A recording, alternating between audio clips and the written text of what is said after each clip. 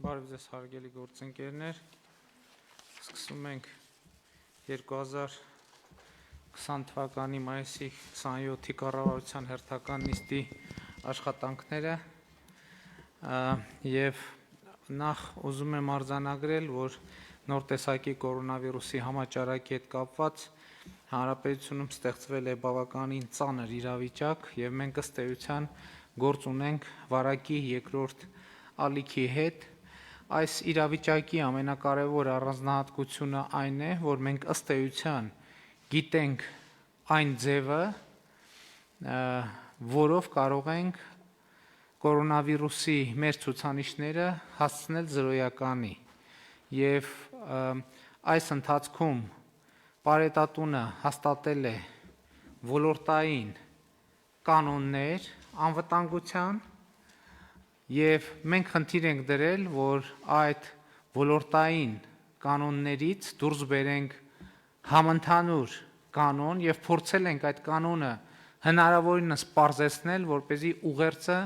մեր քաղաքացիներին հնարավորինս պարզ լինի և կիրառելի։ Ըստ այդմ մեր համոզմունքն է, այսինքն ոչ միայն մեր, դա մասնագետների հետ երկարատև խորհրդակցությունների, քննարկումների արդյունքում եկել ենք հետևյալին, որ կորոնավիրուսի մեր ցուցանիշները զրոյացնելու համար անհրաժեշտ է կիրառել 3 պարզ կանոն. Առաջինը կրել դիմակ, երկրորդը պարբերաբար ախտահանել կամ լվանալ ձեռքերը և երրորդը պահպանել սոցիալական հեռավորություն։ Եվ հետևաբար մեր գործիքակազմի մեջ այսօր կորոնավիրուսի դեմ պայքարի հիմնական խնդիրը մնում է այս կանոնների պահպանումը և մեծ հաշվով հանրային վարքագծի փոփոխությունը, որը համարժեք կլինի համաճարակային իրավիճակին։ Դեռևս 1 ամիս առաջ մենք հրապարակել ենք մեր ռազմավարությունը համավարակի հետ կապված, ասելով, որ մեր խնդիրն է սովորել ապրել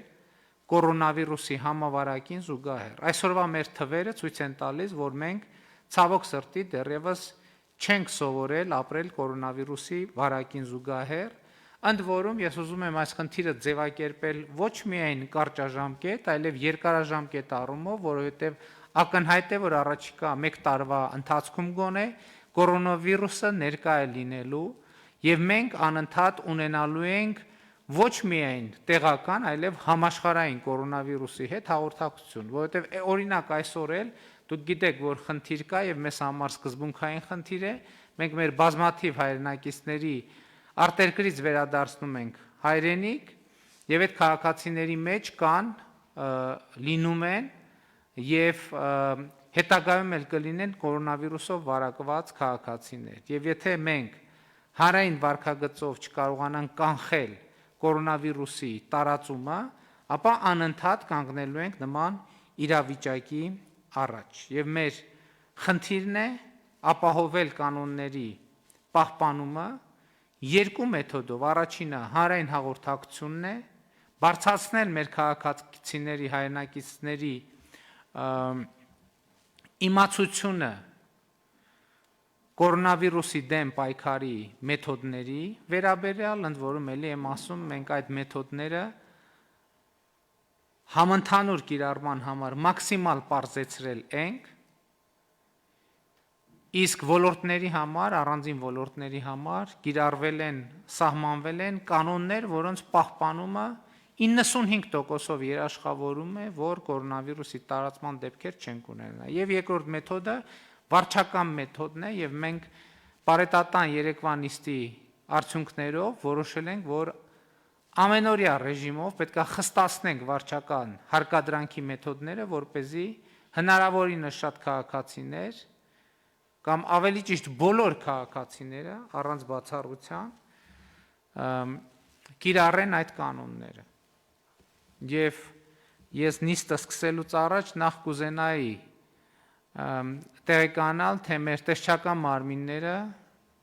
ինչ պատժամիջոցներ են կիրառել, ինչ թվային ցուցանիշներ կան և մեր ոստիկանությունը վարչական քանի տուգանք է արձանագրել։ Պարոն Ասրյան, խնդրեմ, առաջինը դուք ներկայացրեք թե ինչ պատժամիջոցներ են կիրառվել տնտեսվարողների նկատմամբ։ Շնորհակալություն, պարոն վարչապետ։ Հսկողական վերահսկողական աշխատանքները իրականացնում են 4 տեսչական մարմինների կողմից։ Հիմնական աշխատանքները տարվում են այն ոլորտներում, որտեղ առավել ռիսկային է, արտադրամասերում, խանութներում, բանկերում, որտեղ հնարավոր է մարդկանց կուտակումներ եւ վարակի տարածումներ։ Ես մեկ շաբաթվա ընթացքում հանրային սննդի շուրջ 87 օբյեկտ է փակվել, եւս 12-ը այսօր երևի Պարետի որոշմամբ կփակվի, այդ աշխատանքները շարունակական բնույթ են կրելու, իսկ ընդհանուր առմամբ այս ժամանակահատվածում խորհրդատվություն է իրականացվել Սննդամթերքի անվտանգության տեսչական մարմնի կողմից 9561 տնտեսվարող սուբյեկտի մոտ հանրային սննդի ոլորտում։ Առողջապահական աշխատանքի տեսչական մարմնի կողմից մեկ շաբաթվա ընթացքում արդեն իսկ դադարեցվել է 290 տնտեսվարող սուբյեկտի գործունեություն, 24-ժամյա ռեժիմի մասին է խոսքը երկու տեսչական մարմինների կողմից, եւ իսկ ընդհանուր նորից 823 տնտեսվարողի գործունեություն է դադարեցվել։ Աշխատանքները շարունակում ենք նաև իրականացնել ճանապարհային ոստիկանության հետ միասին, քաղաքաշինական հրդեհային տեխնիկական անվտանգության տեսչական մարմինը տրանսպորտի ոլորտում իր հնարավորությունների սահմաններում աջակցում է ոստիկանությանը, մասնակցում են ախտահանման աշխատանքների նկատմամբ վերահսկողությանը եւ հանրային տրանսպորտում ուղևորների կողմից անվտանգության նորմերի սահմանված չափորոշիչների պահպանմանը։ Նաեւ հսկողություն է իրականացվում մանկապարտեզներում, այս պայդրությամբ փակված մանկապարտեզ որպես այդպեսին չկա, ուղղակի ցանկանում եմ նշել, որ մոնիտորինգի արդյունքում շուրջ 120 մանկապարտեզների հաճախելիությունը շատ ցածր է, ընդհանուր առմամբ հաճախում են շուրջ 8.3% երեխաների։ Ընդհանուր պատկերը սա է, պարոն վարչապետ։ Շատ լավ։ Պարոն Սարգսյան, ներկայացրեք ոստիկանության կողմից կիրառվող։ Շնորհակալություն, մեծարգո պարոն վարչապետ, հարգելի գործընկերներ, վերջին մեկ շաբաթվա ընթացքում ի կատարում են Պարետի որոշման պահանջների ոստիկանությունը արձանագրություններ է կազմել վարչական իրավախախտումների վերաբերյալ համապատասխան հոդվածով նախատեսված արտակարգ դրության իրավական ռեժիմի կանոնները խախտելու համար, ուրեմն նշեմ թվային տվյալներով, ընդհանուր առմամբ կազմվել է 966 արձանագրություն, քաղաքացու մոտ դիմակի բացակայության փաստով կազմվել է 240 արձանագրություն, ուղևորափոխադրում իրականացնող տրանսպորտում սահմանված կանոնների պահպանման կապակցությամբ կազմվել է 657 արձանագրություն, որից 594-ը տաքսի ավտոմեքենաների վարորդների նկատմամբ, իսկ 63-ը հանրային տրանսպորտի ավտոբուսների եւ երթուղային ավտոբուսների վարորդների եւ տնտեսվարող սուբյեկտների նկատմամբ, ինչպես նաեւ 3 արդեն 69 մարդատար տրանսպորտային միջոցների նկատմամբ, որոնք եղել են միևնույն ընտանիքի անդամներ կամ առհասարակ քաղաքացիներ, ովքեր երթևեկել են տրանսպորտում առանց պահանջների պահպանման։ Բացի այդ, պարոն վարչապետ, թույլ տվեք զեկուցել, որ ի կատարում են 3 պարետատան կողմից տրված հանձնարարականի, այսօր արդեն հանրապետության միջմարզային ճանապարհներին տեղակայվել են համապատասխան թվականակով անցակետեր, որտեղ նույնպես կստուգվեն կանոնների պահպանման պատշաճ մակարդակի ապահովումը եւ դրան համարժեք կտրվի իրավական գնահատական։ Այսինքն այդ անցակետերը ինչպես պայմանավորվել ենք, նպատակն այն է, որ համոզվել, որ ոչ մի մեքենայի ուղևոր չի երթևեկում առանց դիմակի։ Եվ այն մեքենաները, որոնց ուղևորները կերթևեկեն առանց դիմակի, անկախ նրանից նույն ընտանիքի անդամ են թե ոչ, կենթարկվեն վարչական պատասխանատվության։ Եվ ես ակնկալում եմ, որ մեր միջոցառումները ավելի խստացվեն եւ լրջանան, եւ ամեն օր այս թեմայի լրջությունը պետք է երևա մեր փողոցներում, մեր բնակավայրերում։ Իդեպ մենք պայմանավորվել ենք նաեւ, որ որոշակի բնակավայրերում, Երևանի վարչական շրջաններում կիրականացվեն ռեյդեր ամենօրյա, որպեսզի նաև տեղում համոզվենք, թե ինչքանով են կատարվում սահմանված կանոնները։ Երեք տեղի եմ ունեցել նման միջոցառում Դավթաշեն վարչական շրջանում Երևանի եւ այսօր էլ տեղի կունենա որևէ այլ տեղ, բնականաբար նախապես չի հայտարարվի դրա մասին, բայց այդ միջոցառումները նույնպես պետք է տեղի ունենան եւ մեր ակնկալիքն է, որ կանոնների պահպանումը պետք է հասնել հնարավոր ամենաբարձր մակարդակի եւ դա միակ տարբերակն է, որ մենք ունենանք վարակի ամենօրյա ամենացածր ցուցանիշները։ Բան ունեիք ասելու, պարոն Հարությունյան։ Պարոն վարչապետ, շնորհակալություն, կարծում եմ առաջիկա 4 օրերը վարակի տարածման առումով վտանգավոր են լինելու, որովհետև հանգստյան օրեր են ու մեր տեղեկություններով մասնավորապես ուսումնական տարվա ավարտի հետ կապված որոշ խմբեր միջոցառումներ են նախատեսում լոկալ, մենք թեպետ ուսումնական հաստատություններին այս առումով զգուշացրել ենք, որ նման միջոցառումներ չիրականացվեն, բայց այդպիսի տեղեկություններ ունենք եւ հիմա նույնպես աշխատանք ենք տանում այդ ուղղությամբ, բայց օգտվելով այս հնարավորությունից ուզում եմ կոչ անել, հորդորել, նաեւ պահանջել ուսումնական հաստատություններից, որ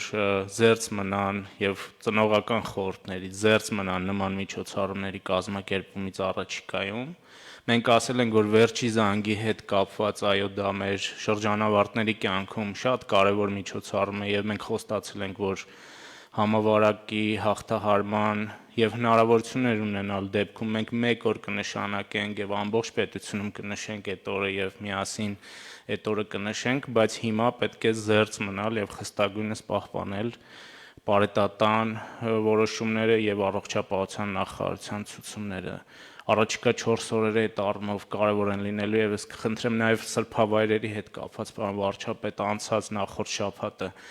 մասնավորապես Սպիտակի Սուրբ Հովհաննես մատուռի մոտ հսկայական կուտակումներ են եղել եւ սոցիալական ցանցերում մամուլում այդ նկարները կան, ես կխնդրեի, որպեսզի ոստիկանությունը նաեւ այստեղ հսկողություն իրականացնի եւ առնվազն թույլ չտանք նման կուտակումներ, որովհետեւ դրանք դառնում են մեծ աղբյուրներ վարակի տարածման համար։ Շատ լավ, այդտեղ պետք է դպրոցների տնօրենների եւ համայնքի ղեկավարների վրա դնել պատասխանատվություն եւ հետագայում տեղեկատվությունը, երբ որ մենք կհավաքենք, թե որտեղ են, ովքեր են նման միջոցառումներ արել կանոնների խախտմամբ, պետք է կարծում եմ դա որոշակի կոնկրետ հետևանք ունենա դպրոցների տնօրենների եւ համայնքների ղեկավարների հետագա գործունեության գնահատականի վրա։ Իհարկե ոստիկանությունը այդտեղ պետք է որոշակի հսկողական դերակատարում ունենա եւ նաեւ մենք պետք է այդ օպերատիվ տեղեկատվությունը տիրապետենք, թե ովքեր են, որ կանոններին չեն ենթարկվում։ Համեցեք, պարոն Սարգսյան։ Շնորհակալություն, պարոն վարչապետ, մենք 3 օր առաջ արդեն հայտարարությամբ հանդես ենք եկել, որով քաղաքացիներին հորդորել եւ կոչ ենք անել զերծ մնալ ինչպես ուխտագնացություններից, այնպես էլ արշավների կազմակերպումից, խնջույքների եւ առհասարակ մասսայական միջոցառումների կազմակերպումից։ Այսօր եւս մենք հայտարարություն ենք տարածել, որով որոշակի առումով հստակեցրել ենք ուխտագնացությունների վայրերը, մենք փորձել ենք եկեղեցու միջոցով ճշտել այն վայրերը, որտեղ որ քաղաքացիները ունեն կան հստակ օրեր, որ օրերին քաղաքացիները կատարում են ուխտագնացություններ եւ համացանցում արկա է եղել համապատասխան իվենտ, այսպես ասեմ, որում նշված են եղել արշավների օրեր եւ մենք դրան նույնպես անդրադարձել ենք, իսկ այն վայրերում, որտեղ մենք ունենք տվյալներ, որտեղ կարող են տեղի ունենալ նման միջոցառումներ, արդեն իսկ նախատեսված են, որ կլինեն վերակարգեր, որոնք իրավական գնահատական կտան կազմակերպիչներին եւ այցելուներին իրենց գործողություններին։ Շատ լավ, հարգելի գործընկերներ եւ սիրելի հայրենակիցներ, ես ուզում եմ մեր բոլորի ուշադրությունը հրավիրել հետեւյալ փաստի վրա։ Այսօր մենք ըստ էության ունենք երկրում 7000-ից ավել դեպք կորոնավիրուսի, բայց ուզում եմ արձանագրել, որ ինչպես մեր աշխարհի ոչ մի երկրում չի արձանագրվում հիվանդների վարակագիրների 100% հայտնաբերման դեպք։ Եվ հետևաբար ինչ է նշանակում սա։ Սա նշանակում է, որ երկրում կան հազարավոր կորոնավիրուսի վարակագիր քաղաքացիներ, որոնք նույնիսկ իրենք չգիտեն, որ իրենք կորոնավիրուսի վարակագիր են։ Որովհետև այս հիվանդության առանձնահատկություններից մեկը հետևյալն է, որ ինքը շատ մեծ դեպքերով զուգորդվում է ասիմպտոմ, այսինքն առանց որևէ ախտանշանի։ Եվ հետևաբար ոչ ոք չգիտի, այսօր տեսականորեն այս դահլիճում կարող են ներկա լինել մարդիկ, ովքեր իրենք վարակագիր են եւ իրենք էլ դրա մասին չգիտեն։ Եվ հետևաբար, երբ որ խոսք է գնում դիմակների մասին, ասում են, բա այն ժամանակ ասում եք, որ հիվանդներին է հարկավոր դիմակ։ Այո, երբ որ երկրում կա 100 հիվանդ, այդպես է, բայց երբ որ ակնհայտ կա, որ երկրում կա, այսինքն հիմա էլ է այդպես, բայց երբ որ երկրում կա հազարավոր կորոնավիրուսով հիվանդ մարդ եւ նույնիսկ հիվանդները իրանք չգիտեն, որ իրենք վարակագիր են, հենց այդ նպատակով է օգտագործվում դիմակը, հենց այդ է պատճառը, որ դիմակը համարվում է հիմնական գործիք։ Այսօր երկրում կան հազարավոր կորոնավիրուսով վարակված անձինք, որոնք նույնիսկ իրենք չգիտեն, որ վարակագիր են։ Մեր ասիմպտոմ դեպքերի 90%-ը ինչպես է բացահայտվում։ Երբ որ ծանր ախտանիշներով որևէ հիվանդ, որևէ պացիենտ ընդունվում է բուժ հաստատություն, իրականացվում է համաճարակաբանական հետաքննություն եւ փորձում են պարզել նրա շփման շրջանակը։ Եվ նրա շփման շրջանակից տեստավորում են մարդկանց, ովքեր չունեն ոչ մի սիմպտոմ։ Այսինքն, եթե այդ մյուս մարդը չվատանար, իրենք չէին էլ իմանա, որ իրենք վարակագիր են։ Եվ այսպես է, որ բացահայտվում է։ Եվ հետևաբար, այսօր ընդ որում ասում եմ, սա ոչ թե Հայաստանի օրինակն է, աշխարհի օրինակն է, որ սովորաբար բացահայտվում է դեպքերի մի մասը միայն։ Մոտավորապես կեսը կամ նույնիսկ մի քիչ պակաս։ Եվ հետևաբար այսօր, եթե երկրում կա 7000 ախտորոշված դեպք, այդ նշանակում է, որ կա 14000 վարակագիր։ Այդ 14000 վարակագիրների 90%-ը չգիտի, որ ինքը վարակագիր է։ Սա է ամենակարևորը, այսինքն ինքը չգիտի, որ ինքը վարակված է եւ ինքը չգիտի, որ ինքը կարող է վարակել ուրիշներին։ Ընդ որում կարող են տասնյակ հարյուրավոր մարդիկ իրար վարակել ու չիմանալ, որովհետև այդ հարյուրավոր մարդկանց միջից մինչև մի հոգու մոտ սիմպտոմներ չառաջանան եւ նա ստիպված չլինի դիմել բուժօգնության եւ որից հետո մենք հետահայացով նայենք թե ում հետ է ինքը շփվել, այդ հարյուրավոր մարդիկ իրար կվարակեն իրար չիմանալով, որ նույնիսկ վարակել են։ Սա է պատճառը, որ մենք ասում ենք, որ սոցիալական հեռավորություն, դիմակ, ձեռքերի ախտահանում երաշխավորում է այս իրավիճակին։ Որտեղ բազմաթիվ մարդիկ այս ընթացքում վարակվելու են եւ լավանալու են փառք Աստծո։ Բայց քանի որ իրենք չգիտեն եւ միջավայրն էլ չգիտի, որ իրենք վարակագիր են, իրենք ակամա կարող են վարակել ուրիշներին։ Դրա համար է, որ դիմակ կրելը պետք է լինի դե ֆակտո պարտադիր։ Եթե դե ֆակտո պարտադիրության այս մեր ուղերձը չընդունվի, մենք հաջորդ քայլով նաեւ դե յուրե պարտադիր կդարձնենք ընդհանրապես բոլոր տեղերում։ Ընդհանրապես բոլոր տեղերում։ Այսինքն պարտադիր կդարձնենք, որ եթե մարդը մենակ նստած է զբոսայգում եւ 10 կիլոմետր շարավղով ոչ մի ուրիշ մարդ չկա, բայց մենք դե յուրե պարտադիր կդարձնենք վերահսկողությունը ուժեղացնելու համար։ Որտեւ մենք հասկանանք, եթե առանց դիմակի մարդ կա, ուրեմն ինքը պետքա տուգանվի։ Եվ իմ կոչն է եւ հորդորն է, մենք էլի ենք ասում, այո, դա մեր սխալն է, ամենամեծ սխալն է կամ ճակերտավոր կամ առանց ճակերտների։ Որ մեր հիմնական գործիքը մենք համարում ենք քաղաքացու անձնական պատասխանատվությունը։ Բայց էլի եմ ասում, դա բխում է հենց մեր կառավարության ծագումնաբանությունից, որովհետև այդ մեթոդով ենք մենք իրականացրել երկրում քաղաքական փոփոխություններ, այդ մեթոդով ենք իրականացրել տնտեսական փոփոխություններ եւ այդ մենք գործելու ուրիշ մեթոդ ոչ թե չգիտենք, այլ ուրիշ մեթոդի չենք հավատում գաղափարաբանորեն։ Բայց ելի եմ ասում, եթե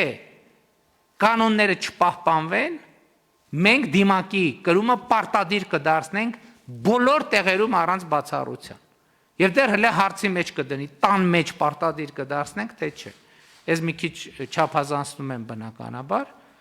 այսինքն մարդը տնից դուրս գա եկավ առանց դիմակի, կարող ենք մենք այդպիսի որոշում կայացնել, որ կտուգանվի։ Եվ հետևաբար իմ կոչն է չստիպել կառավարությանը, որ գնանք մենք այսպիսի քայլերի։ Խնդրում եմ, սիրելի հայրենակիցներ, պահպանել այս կանոնները։ Առաջին հերթին վերաբերում է պետական կառավարման մարմիններին։ Բացառել ընդհանրապես, որ բացի այն դեպքից, երբ որ պաշտոնյան պետական ծառայողը կաբինետում մենակ է, մնացած բոլոր դեպքերում պետք է կրի դիմակ, պարտադիր։ Վարչապետից սկսած, մնացած բոլորով ավարտած։ Եվ այս կանոնները պահպանելու դեպքում մենք համոզված ենք, որ շատ արագ կունենանք երկրաչափական անկում համավարակի տեմպերի։ Այսքանը որպես նախաբան, այժմ առաջարկում ենք անցնել այսօրվա նիստի օրակարգի քննարկմանը։ Օրակարգի վերաբերյալ